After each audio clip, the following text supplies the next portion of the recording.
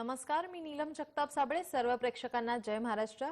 Ground zero मध्ये आपल्या सगळ्यांचं स्वागत. आजच्या ग्राउंड झिरो मध्ये आपण येवल्यामध्ये भरपूर पाऊस पडूनही पाणी टंचाई का आहे, कोकणातील रानमेवा अडचणीत का सापडलाय, कोकणातील ग्रामदेवताचा जत्रोत्सव, कष्टकरी तरुणांची यशोगाथा, बौद्धकालीन स्तूप आणि वस्तूंचा साठा कुठे सापडला आहे, या बातम्या पाहणार आहोत.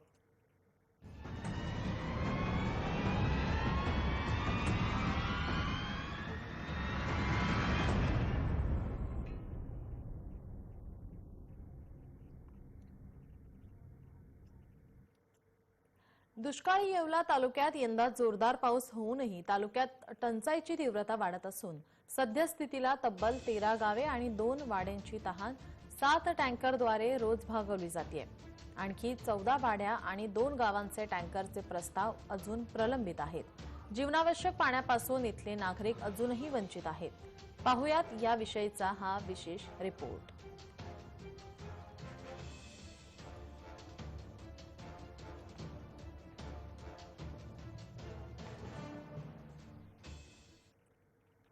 भुलेगाव येथे पाण्याचे टँकर येते, मात्र ते अत्यल्प प्रमाणात पाणी येत असल्याने प्रत्येक जण या ठिकाणी पाण्याचे टाके लावत असल्याने काहींना पाणी मिळतं तर काहींना मिळत नाही. त्यामुळे अजून पाणी मिळावे अशी मागणी स्थानिक ग्रामस्थ करतात. महिलांना कामावर जावे लागत असल्यामुळे त्यांच्या मुलांना पाणी आणण्याची वेळ येत असून अजून जास्त प्रमाणात पाणी मिळावे अशी मागणी देखील येथील महिलांनी केली आहे.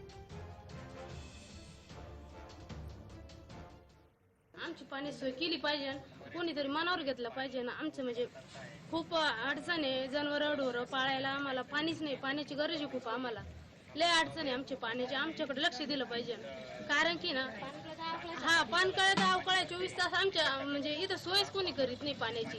येवला तालुक्यातलं शेवटचं टोक हे आम्हाला पाण्याची टंचाई आहे. आम्हाला पाणी नाही, आम्ही मोलमजुरी करतो. आम्हाला दरवेळेस टँकरची परिस्थिती नाही. आम्हाला टँकर रोज मिळावा, आम्हाला पाणी वाढून मिळावा. भुलेगाव या ठिकाणी पाण्याचे टँकर शासनाकडून येत आहेत, परंतु ते पाण्याचे टँकर एकदम अल्प प्रमाणात येत आहे. पाणी पण कमी येत आहे. या ठिकाणी पाणी आल्यानंतर ते पाणी प्रत्येक व्यक्ती इथं टाकी लावतो, त्याच्यामध्ये थोडेसे वादविवाद होतात आणि ते पाणी थोडंसं रात्रीच्या वेळेस त्या ठिकाणी चोऱ्यामाऱ्या होतात, पाणी सांडलं जातं. तर ते पाणी भरपूर प्रमाणात मिळावा या ठिकाणी, यासाठी आम्ही शासनाला अशी विनंती करतोय. येवला तालुक्याच्या पूर्व भागामध्ये टँकरची मागणी असते. जानेवारीपासूनच टँकरची मागणी होत असते, मात्र यावर्षी पाऊस चांगला झाल्यामुळे एप्रिलच्या दुसऱ्या आठवड्यापासून पाण्याच्या टँकरची मागणी आली आहे.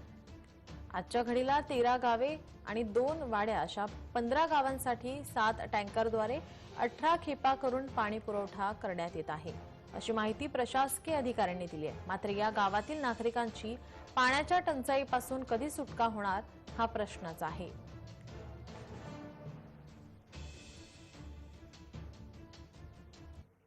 एप्रिल मे महिन्यामध्ये राज्यातील अनेक ठिकाणी पिण्याच्या पाण्यासाठी नागरिकांनी अशीच दगदग करावी लागते. काही ठिकाणी नळ योजना आहे, पण ती बंद पडली आहे. तर काही ठिकाणी टँकरने पाणी पुरवठा करताना त्या गावातून टँकरची मागणी उशिरा झाल्याने त्या गावात पाण्याचा टँकर उशिरा पोहोचत आहे, अशी प्रशासकीय अधिकारी उत्तर देत आहेत. त्यामुळे या सर्व बाबींचा उच्च स्तरावर विचार होणे गरजेचे आहे.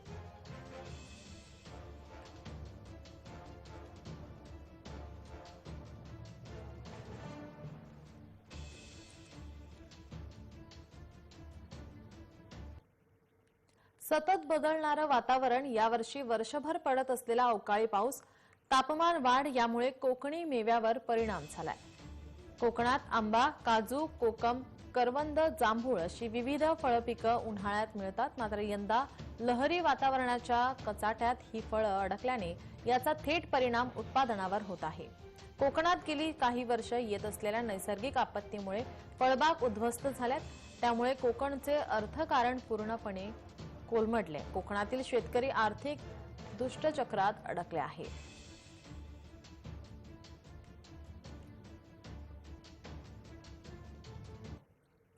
कोकणची खरी ओळख आंबा, काजू, कोकम, करवंद, जांभूळ पिकं आहेत.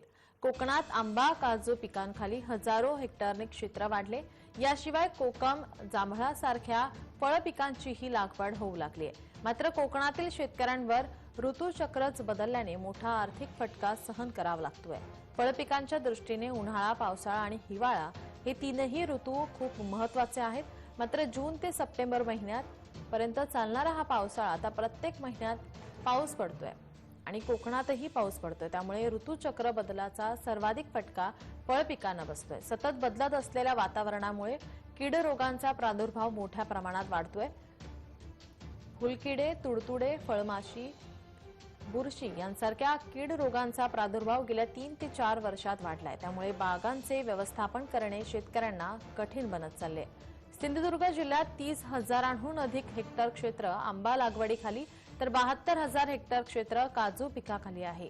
या दोन्ही पिकांची उलाढाल साधारणपणे 20,000 कोटींच्या घरात आहे. लाखो शेतकरी या दोन फळ पिकांवर त्यांचं वर्षाचं आर्थिक गणित अवलंबून असतं. पण हे गणितच आता कोलमडलंय. कोकणात सतत पडणाऱ्या पावसाचा आणि बदलत्या वातावरणाचा फळ बागांसाठी धोकादायक असून अशीच परिस्थिती राहिल्यास कोकणातील शेतकरी कर्जबाजारी बनून कोकणातही आत्महत्या वाढण्याची भीती वर्तवली जाते. त्यामुळे सतत बदलत असलेल्या वातावरणाचा थेट फटका कोकणी मेव्यावर होतोय. कोकणची अर्थव्यवस्था असलेल्या आंबा काजूवर याचा थेट परिणाम होत असून शेतकरी आर्थिक संकटात सापडलाय.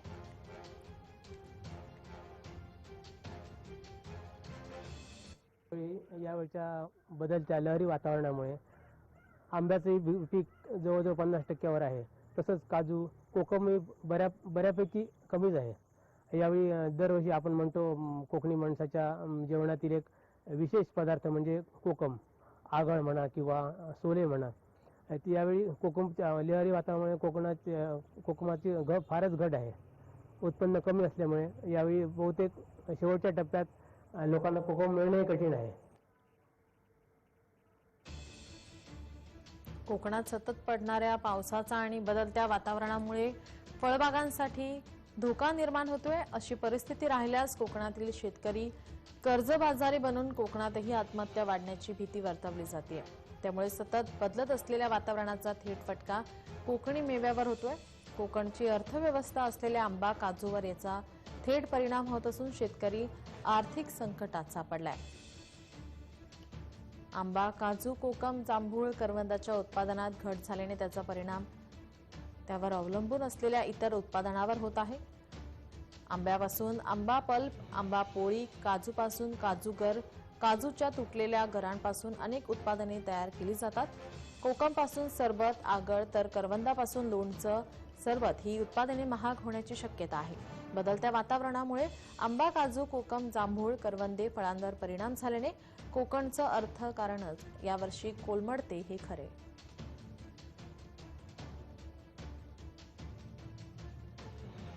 निसर्ग हा मोठ्या प्रमाणात बदलतो आहे आणि हवामानामुळे इथल्या झाडावर जे फळ देणारी झाडं आहेत, उदाहरणार्थ आंबा म्हणा, काजू म्हणा, करवंद, कोकम, जांभूळ या झाडावर मोठ्या प्रमाणात परिणाम झालेला आहे. कारण पावसा हा पडतो, लहरीपणा झालेला आहे पावसाचा. आता पावसाळा, हिवाळा आणि उन्हाळा हे 3 ऋतू मानले जातात. पण आता जवळजवळ वर्षभर पावसाळाच चालू झालेला आहे. कारण पाऊस हा केव्हा येतो केव्हा जातो आणि पावसाचे दूरगामी परिणाम हे इथल्या शेतकऱ्यांना भोगावे लागतात. आधीच अवकाळी पावसाने आंबा, काजू पिकांचं मोठं नुकसान केलंय. कोकम, जांभूळ, करवंदाच्या उत्पादनात घट झाल्याने त्याचा परिणाम त्यावर अवलंबून असलेल्या इतर उत्पादनांवर होतोय. बदलत्या वातावरणामुळे आंबा, काजू, कोकम, जांभूळ, करवंदे फळांवर परिणाम झाल्याने कोकणचं अर्थकारण आता यावर्षी कोलमडलंय.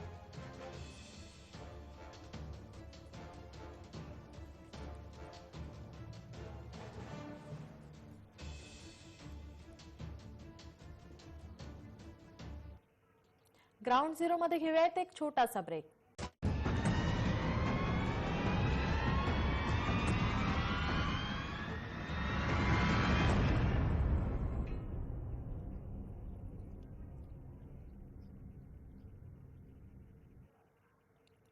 ब्रेकनंतर ग्राउंड झिरो मध्ये आपल्या सर्वांचं पुन्हा एकदा स्वागत. शिमगोत्सवाची सांगता झाली की कोकणात ग्रामदेवतेच्या जत्रोत्सवाला सुरुवात होते. कोरोनामुळे राज्यात सर्वत्र उत्सवावर 2 वर्ष बंदी असल्याने कोकणात ग्रामदेवतांची जत्रा आणि पालखी भेट सोहळा साजरा झाला नव्हता. यंदा कोरोनाच्या नियमातून मुक्तता मिळाल्यानंतर कोकणातील ग्रामीण भागात पुन्हा जत्रा त्याच उत्साहाने सुरू झाल्या.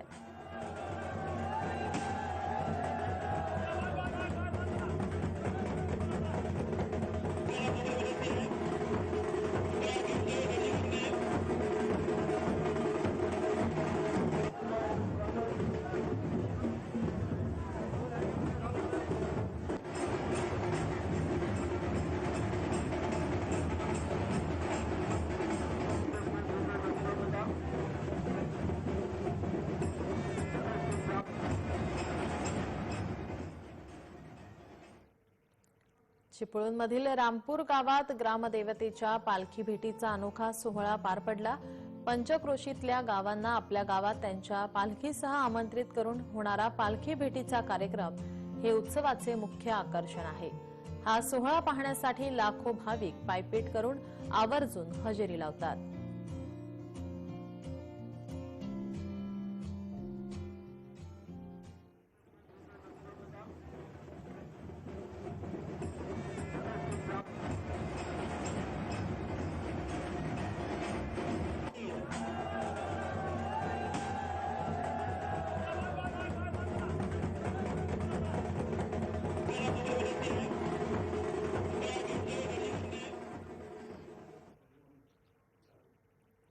चिपळूणमधील रामपूर गावात ग्रामदेवतेच्या पालखी भेटीचा अनोखा सोहळा पार पडला। यावेळी मोठ्या संख्येने भाविक आणि पालखी सोहळ्याला जमले होते। यावेळी भाविकांनी काय भावना व्यक्त केल्यात आपण पाहूयात।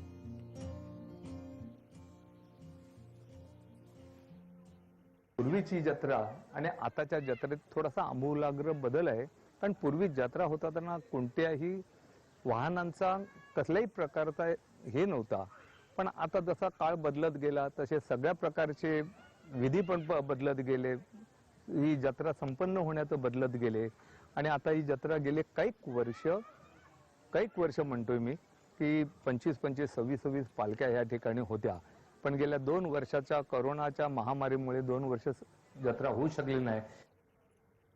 कोरोनामुळे राज्यात सर्वच उत्सवावर 2 वर्ष बंदी असल्याने कोकणात ग्रामदेवतांची जत्रा आणि पालखी भेट सोहळा साजरा झाला नव्हता। यंदा कोरोनाच्या नियमातून मुक्तता मिळाल्यानंतर कोकणातील ग्रामीण भागात पुन्हा जत्रा त्याच उत्साहाने सुरू झाल्या। यावर्षी केदारनाथ सेवा मंडळ अध्यक्ष विलास चव्हाण यांनी माहिती दिली आहे।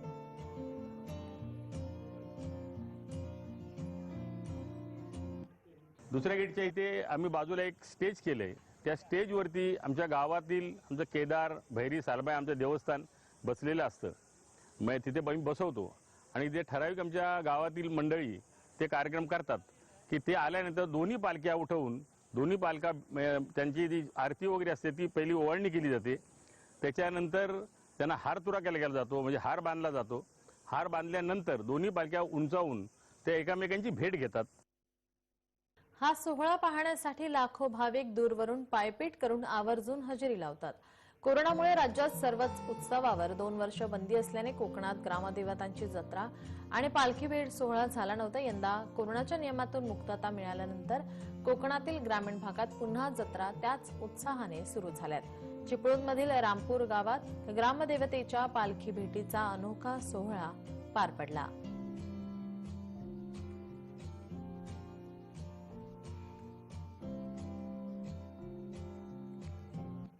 ग्राउंड झिरो मध्ये घेऊयात आणखीन एक छोटासा ब्रेक।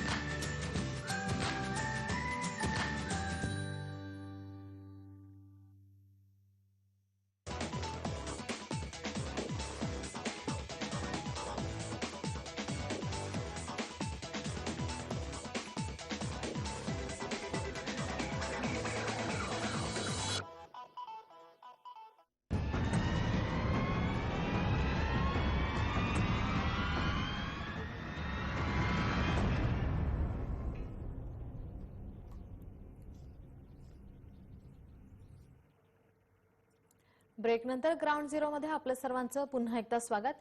जिद्द, चिकाटी आणि प्रामाणिकपणाच्या जोरावर आवसे वस्ती आमराई या झोपडपट्टी भागातील एका तरुणाने एका महिन्याच्या अंतराने चक्क 2 महत्त्वाच्या पदांना गवसणी घातली आहे। पाहूया त्याविषयीचा हा रिपोर्ट।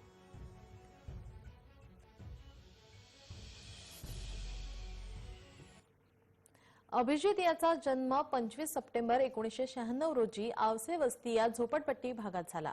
वडील अनिल नरळे हे नरसिंग गिरजी मिलमध्ये काम करतात।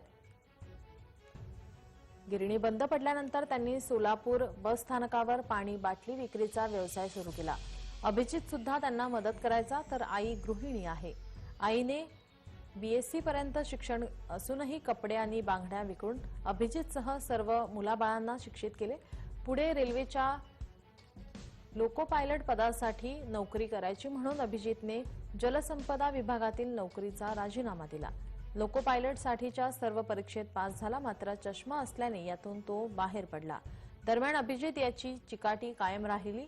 वडिलांना व्यवसायात मदत करत आणि मिळेल त्या वेळेत अभ्यास करत त्याने महाराष्ट्र लोकसेवा आयोगामार्फत 15 मार्च 2020 रोजी पूर्व परीक्षा दिली, तर 20 नोव्हेंबर 2021 रोजी पुण्यात मुख्य परीक्षा दिली.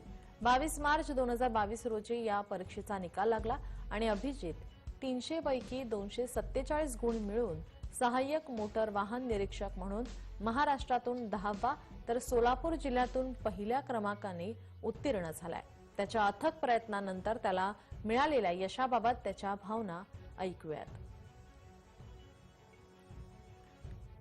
लॉकडाऊनच्या काळात सगळे टीव्ही बघून घरात बसून होते. लॉकडाऊनच्या काळात मी आहे ना सकाळी 6ला अभ्यासला बसायचो लॉकडाऊन मध्ये. मी म्हणलं नाही लॉकडाऊन आहे हे ते रात्री 11 पर्यंत अभ्यास करायचो. परत लॉकडाऊन मध्ये कंटिन्यू परीक्षा होईल ना होईल माहित नव्हतं कधी होईल. परत कोरोनामुळं सारखं पहिली लाट दुसरी लाट परत मराठा रिझर्वेशन त्यामुळे 6 महिने परीक्षा पुढे गेल्या. पण मला एवढं माहिती होती परीक्षा एक ना एक दिवस होणार आहे. आपण संयम सातत्य ठेवला पाहिजे अभ्यासात आणि त्यावेळेस मी सातत्य ठेवल्यामुळे आज माझ्याकडे सक्सेस आहे. आणि 2 रिझल्ट आज एक नाही तर 2 नोकऱ्या माझ्या हातात आहेत आज. इतकेच नव्हे तर अभिजित याने लोकसेवा आयोगाची परीक्षा देत असतानाच केंद्र सरकारच्या स्टाफ सिलेक्शन कमिटीच्या मार्च 2020 मधील पूर्व परीक्षा आणि 26 सप्टेंबर 2020 रोजी मुख्य परीक्षा दिली होती. याचा निकालही 26 फेब्रुवारी 2022 रोजी जाहीर झाला आणि अभिजित हा ज्युनियर इंजिनियर म्हणून उत्तीर्ण झाला. केवळ 1 महिन्याच्या अंतराने अभिजित याने चक्क 2 महत्वाच्या पदांना गवसणी घातल्यानंतर कुटुंबातील सदस्यांचा आनंद गगनात मावेनासा झाला. आई वडिलांनी आपल्यासाठी घेतलेले अपार कष्ट आपल्याला यशस्वी करू शकले अशी प्रतिक्रिया अभिजित नरळे यांनी दिली आहे. अभिजित याच्या यशाने परिसरातून आनंदाचे वातावरण पसरले. अभिजितच्या आईला त्यांच्या मुलाच्या या यशाबद्दल काय वाटते आपण ऐकूयात. हा मुलगा इंजिनिअरिंगला टाकल्यानंतर इंजिनिअरिंग करत करत त्याच्यावर म्हणजे जबाबदारी टाकली की हे तुला घातले ना तर तू केलंच पाहिजे. कारण मोठा शिकला नाही, मोठ्याने म्हणजे त्याला शिक्षणात रस नव्हता, त्यामुळे ह्याच्यावर आम्ही जबरदस्ती लागली तुम्ही कर. त्याने ती जिद्दीनं करून दाखवला. इंजिनियर झाल्यानंतर तो गेट क्रॅक झाला. एमटेक कर म्हणलं, नाही म्हणला मी MPSC करतो. ठीक आहे कर पण तुझ्या इच्छेने. अपार कष्ट त्याला प्रामाणिक प्रयत्नांची साथ असेल तर यश हे मिळतेच, हेच अभिजित सारख्या तरुणांनी दाखवून दिलंय. केंद्र सरकारच्या स्टाफ सिलेक्शन कमिटीच्या मार्च 2020 मधील पूर्व परीक्षा आणि 26 सप्टेंबर 2020 रोजी मुख्य परीक्षा दिली होती. याचा निकालही 26 फेब्रुवारी 2022 रोजी जाहीर झाला आणि अभिजित हा ज्युनियर इंजिनियर म्हणून उत्तीर्ण झाला. केवळ 1 महिन्याच्या अंतराने अभिजित यांनी चक्क 2 महत्वाच्या पदांना गवसणी घातली. त्याचे हे यश खरोखर अनेक तरुणांना यश मिळवण्यासाठी शक्ती देईल.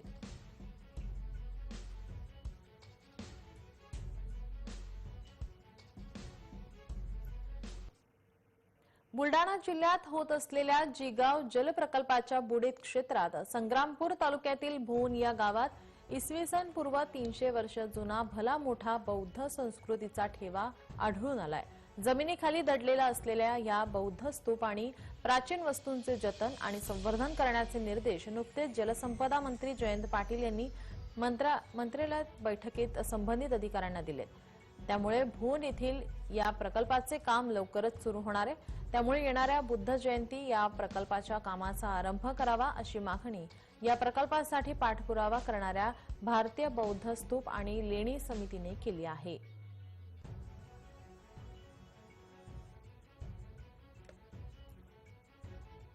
महाराष्ट्र शासनाने सदर कामाला येत्या वैशाखी पौर्णिमेपासून बुद्ध जयंतीपासून प्रारंभ करावा ही नम्र विनंती आहे महाराष्ट्र शासनाला, माननीय जयंत पाटील साहेबांना.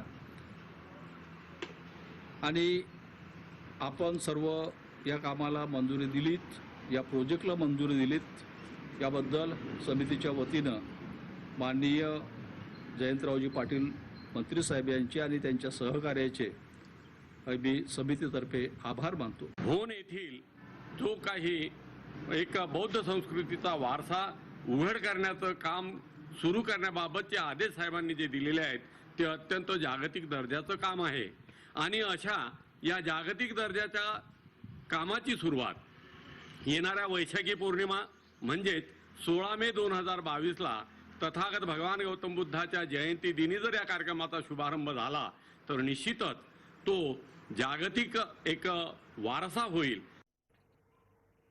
या बातम्यांसह ग्राउंड झिरो मध्ये वेळ झाली तेच थांबण्याची. पाहत रहा जय महाराष्ट्र.